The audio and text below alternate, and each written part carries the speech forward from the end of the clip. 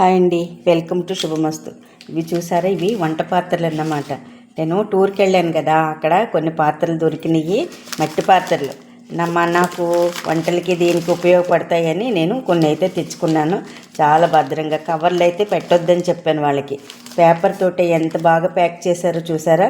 ఇప్పుడు వరకు ఇంకా తీయలేదు, మీకు చూపించాలని ప్యాకింగ్ ఇలా ఉంచాను. చెక్కు చెదరకుండా చాలా బాగున్నాయి. ఇప్పుడైతే ఒక్కొక్కటిగా తీసి చూపిస్తూ ఉంటాను నేను, చూడండి. అక్కడ ఫినిషింగ్ అది బాగుంటుంది, మనకి దొరుకుతాయి కానీ ఎంత బాగోవు కదా, ఎంత బాగున్నాయో గిన్నెలు చూసారా. పెరుగు తోడు పెట్టుకున్న సలాడ్లు ఇవన్నీ చేసుకోవడానికి నాకు ఉపయోగపడతాయి. ఇవన్నీ మీకు చూపించాలని ప్యాకింగ్ ఇంకా ఇప్పకుండా అలా ఉంచాను అన్నమాట.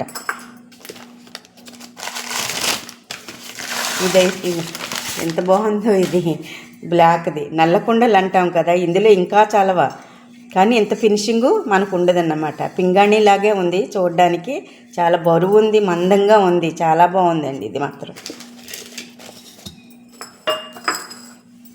ఇవన్నీ నీళ్ళల్లో వేసుకొని ఒక రోజంతా నీటిలో ఉంచేసుకుంటాము. అప్పుడు రేపటి నుంచి మనం ఇందులో ఏమన్నా వండుకోవచ్చు. ఎంత బాగా చేశారో ప్యాకింగ్ అయితే, ఇది చూసారా.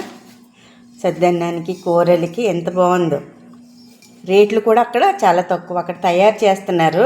మా బస్సు అక్కడ ఆగితే నేను ఇంక అక్కడ ఆగి తీసుకున్నాను అన్నమాట.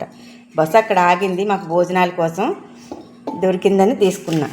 వాటికి ఇవే తెచ్చుకున్నాను, ఎక్కువ తెచ్చుకోలేదు. ఈ రెండింటికి మూతలు కూడా.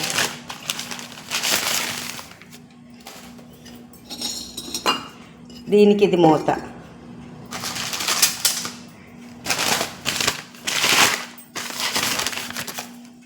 దీనికి కాదు ఇది, దీనికి ఇది మూత.